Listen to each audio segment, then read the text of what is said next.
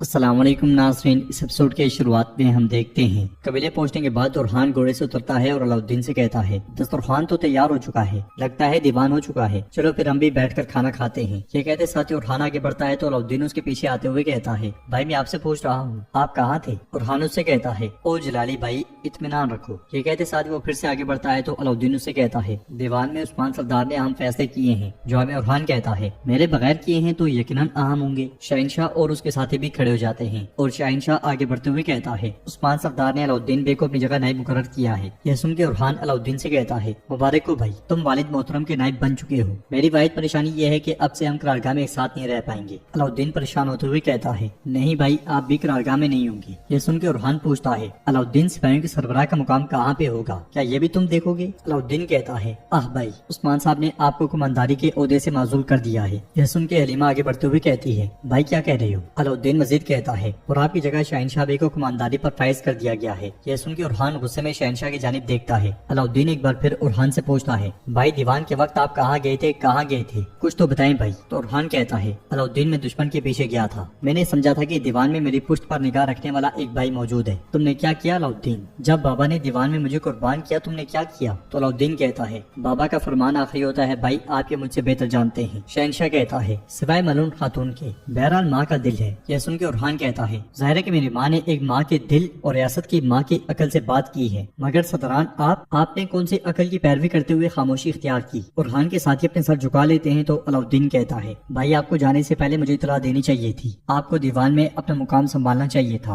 اورحان کہتا ہے میرے بھائی خاموشی بھی اپنے مقام کو عیاں کرتی ہے اور تم نے خاموش رہ کر اپنا مقام ظاہر کر دیا۔ انہیں بحث کرتا ہوا دیکھ کر جیر کتائی آگے بڑھتا ہے اور کہتا ہے یہ جگہ بات کرنے کی نہیں ہے۔ تو اورحان کہتا ہے آپ درست ہیں جیر کتائی بھی، یہ اس کی جگہ نہیں ہے۔ یہ کہتے ساتھ ہی اورحان تلوار پہ نیام کر کے آگے بڑھتا ہے تو علاؤالدین اسے روکتے ہوئے کہتا ہے بھائی کیا آپ نے عقل کھو دی ہے، آپ کیا کر رہے ہیں؟ اورحان اسے ایک طرف دھکیلتے ہوئے کہتا ہے ہٹ جاؤ ہٹ جاؤ۔ یہ کہتے ساتھ ہی اورحان میز پر سے پھلانگتا ہوا سپاہیوں کو دھکیلتا ہوا سرداری خیمے کی جانب بڑھتا ہے۔ علاؤالدین بھائی بھائی کہتا ہوا اس کے پیچھے آتا ہے مگر شہنشاہ اسے روک لیتا ہے اور کہتا ہے علاؤالدین اپنے بھائی کو غصے کی بینٹ مت چڑھا دینا، خیمے کے اندر طبیب عثمان صاحب کا علاج کر رہا ہے۔ عثمان صاحب کہتے ہیں میرے قدم مجھ سے کئی سالوں کا انتقام لیتے ہیں، مگر طبیب تم کس چیز کا انتقام لے رہے ہو؟ یہ دوا آہستگی سے لگاؤ۔ اس لیے اورحان ہاتھ میں تلوار اٹھائے خیمے کے اندر داخل ہوتا ہے۔ اورحان کی اس طرح سے خیمے میں داخل ہونے پر عثمان صاحب حیران و پریشان ہو جاتے ہیں۔ اورحان بھی غصے میں انہیں دیکھ رہا ہوتا ہے۔ یہ دیکھتے ہوئے عثمان صاحب طبیب کو اشارہ کرتے ہیں اور طبیب چلا جاتا ہے۔ عثمان صاحب اورحان سے پوچھتے ہیں خیر تو ہے، کیا جو حکم سے کاٹا گیا ہے اسے تلوار سے سینے آئے ہو؟ تو اورحان ان سے کہتا ہے میں آپ سے آپ کے بیٹے اورحان کی حیثیت سے نہیں بول رہا، میں اس اورحان کی حیثیت سے بول رہا ہوں جو کئی سالوں سے آپ کا کماندار رہا ہے۔ آپ نے میرے ساتھ یہ رویہ کیوں اختیار کیا، کیا وجہ ہے اس کی؟ تو عثمان صاحب کہتے ہیں تم بورصہ فتح نہ کر سکے، میں خاموش رہا، میں نے کہا یقیناً اورحان کے پاس کوئی وجہ ہوگی، مگر اورحان دیوان میں نہ آنے کی وجہ کوئی نہیں ہے۔ اورحان آگے بڑھتے ہوئے کہتا ہے ایک وجہ ہے۔ تو عثمان صاحب ہاتھ کے اشارے سے اسے خاموش کرواتے ہوئے کہتے ہیں خاموش، جو کہنا تھا جانے سے پہلے کہنا تھا۔ اورحان کہتا ہے میں نہیں کہہ سکا میرے سردار، آپ نے میری بات نہیں سنی۔ یہ سن کے عثمان صاحب کہتے ہیں تمہیں اپنے بھائی سے کہنا چاہیے تھا، اپنی ماں سے کہنا چاہیے تھا، اپنے سرداروں سے کہنا چاہیے تھا جن سے تم مشورہ لیتے ہو، اور وہ بھی تم سے کہتے ہیں یہ اہم نہیں ہے۔ تمہارا چلے جانا ان سرداروں کو حق پہ ثابت کرنے کے سوا کسی کام نہیں آیا جو تمہیں سرکش کہتے تھے۔ تم نے انہیں درست ثابت کر دیا، لیکن نقصان ہمیشہ تمہیں اور مجھے ہوا ہے۔ تم بورصہ غلط وقت پر گئے اور میں نے وہ لڑائی ہار دی، تم دیوان سے غلط وقت پر گئے اور تم نے کمانداری کھو دی۔ اب سے تم میں اور ایک سپاہی میں کوئی فرق نہیں ہے۔ یہ کہتے ساتھ ہی اورحان آگے بڑھتا ہے تو پیچھے سے آنے والا علاؤالدین اس سے کہتا ہے خبردار خبردار، اب ایک قدم بھی آگے مت بڑھانا۔ مگر اورحان تلوار سے لے کر کے عثمان صاحب کی جانب بڑھاتے ہوئے کہتا ہے کئی سال پہلے جو پوسٹ آپ نے مجھے فتح کی ذمہ داری کے ساتھ دی تھی، جب آپ مجھے اس کے لائق نہیں سمجھتے تو لیجئے۔ یہ کہتے ساتھ ہی وہ بیٹھتا ہے اور تلوار عثمان صاحب کی جانب بڑھا دیتا ہے اور مزید کہتا ہے میں اللہ کی طرف سے آنے والی ہر چیز پر راضی ہوں اور جس مقصد کے لیے مجھے آپ نے قربان کر دیا اس پہ بھی راضی ہوں۔ عثمان صاحب اس سے تلوار لے لیتے ہیں اور اورحان پلٹ جاتا ہے۔ اورحان کے جانے کے بعد عثمان صاحب علاؤالدین سے پوچھتے ہیں کیا تم اپنے بھائی سے خوفزدہ ہو گئے؟ چلو جاؤ یہاں سے۔ یہ سنتے ساتھ ہی علاؤالدین بھی چلا جاتا ہے اور عثمان صاحب اس لمحے کو یاد کرتے ہیں جب خواب میں انہوں نے اورحان کو دیکھا تھا اور اورحان نے ان سے کہا تھا میں اللہ کی طرف سے آنے والی ہر چیز پہ راضی ہوں اور جس مقصد کے لیے آپ نے مجھے قربان کیا اس پر بھی۔ دوسری طرف اورحان اپنے خیمے میں بہت پریشان کھڑا ہوتا ہے۔ علاؤالدین سے کہتا ہے بھائی مجھے ایک لمحے کے لیے گمان ہوا کہ، اورحان اس سے پوچھتا ہے تمہیں کیا گمان ہوا؟ کیا جو حکم سے لے لیا گیا ہے میں اسے تلوار سے واپس لوں گا؟ کیا تم مجھے نہیں جانتے؟ اس لیے میں حلیمہ وہاں پہ آتی ہے۔ اورحان علاؤالدین سے کہتا ہے अलाउद्दीन अब से मेरे रास्ते में हाइल मत होना, मैं भी तुम्हारे रास्ते से हट जाऊंगा। ये कहते साथ ही ओरहान तलवार की म्यान हलीमा को देता है और चला जाता है। हलीमा भी बहुत ज्यादा परेशान हो जाती है। अगले मंजर में ओरहान बाहर आगे बढ़ रहा होता है और आगे बढ़ते बढ़ते वो घोड़े के पास जा खड़ा होता है। कारा खलील उसके पास आता है और ओरहान को परेशान देखकर वापस जाने ही लगता है कि ओरहान उससे कहता है, आओ कारा खलील आओ, आज हम बुरसा में काफिलों का रास्ता रोक रहे थे और कबीले में दीवान के दौरान अजीम चिन्नार की एक शाख काट दी गई। खलील कहता है, मैं जानता हूँ, लेकिन अगर उसकी शाख काट दी जाए तो मान ले कि ये मजबूत टहनियां देगी। ओरहान कहता है, उस दरख्त के करीब कुल्हाड़ी लेकर घूमने वालों को भी देखते हो ना?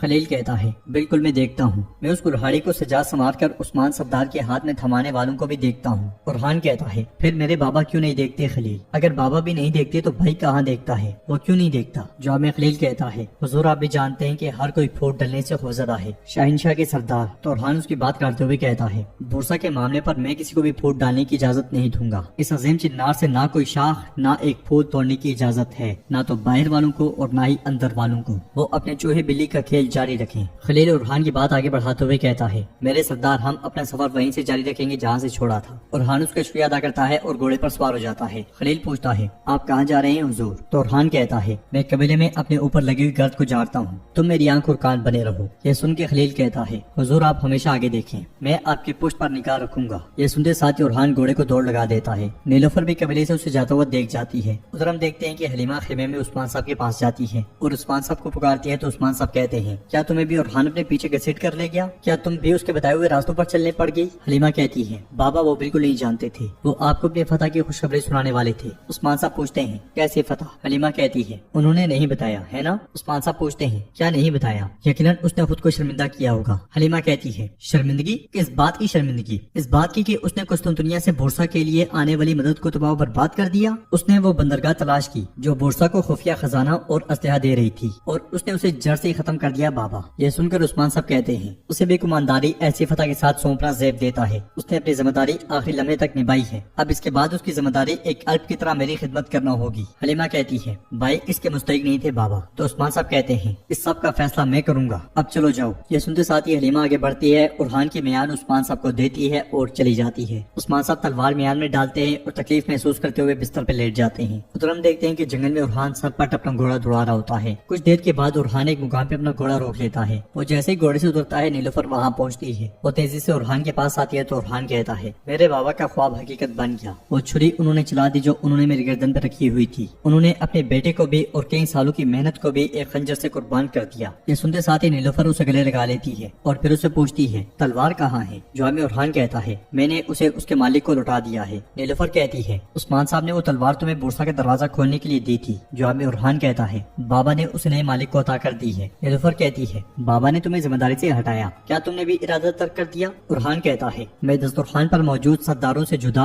अपने भाई से जुदा लड़ूंगा और ये उस तलवार से नहीं होगा। जब मुकाबला नया है तो मेरी तलवार भी नहीं होगी। नीलोफर कहती है, तुम बुरसा से दस्तबरदार नहीं होगे। जवाब में ओरहान कहता है, कभी नहीं, मैं बुरसा को भी और जो तलवार मैंने बाबा को वापस लौटाई है उसे लूंगा, अपने रास्ते से, अपने तरीके से, अगरचे मैं अकेला रह जाऊं। तो नीलोफर एकदम से कहती है, तुम तनहा नहीं हो। फिर ओरहान नीलोफर से कहता है, कासिम और सुलेमान से कुछ मत कहना। तो नीलोफर कहती है, मैंने उन्हें आइकुत के स्पुर्द कर दिया है ताकि वो बातों को ना सुने। उधर हम देखते हैं कि हलीमा मनून खातून के साथ खेमे में दाखिल होती है और गरजते हुए कहती है, माँ क्या मेरे भाई के अमल का बदला ये होना चाहिए था? मेरे भाई ने कई सालों से नरम बिस्तर नहीं देखा। बाबा क्या करते हैं माँ? बुरसा मेरे भाई के जीने की वजह है। क्या बाबा नहीं जानते कि मेरा भाई बुरसा से दस्तबरदार नहीं होगा? मनून खातून कहती है, हाँ दस्तबरदार नहीं होगा, अपने बाबा की तरह। और हाँ जिद्दी है, मेरे पास हो मेरी बेटी। ये कहते साथ वो उसे गले लगा लेती है। फिर हलीमा पूछती है, माँ दीवान में आपने क्या कहा? क्या आपने मेरे भाई की पुष्ट पर निगाह रखी? मनून खातून कहती है, क्या तुमने सोचा कि मैं खामोश रहूंगी? जो हक था मैंने वही कहा। हलीमा कहती है, मैं भी खामोश नहीं रहूंगी,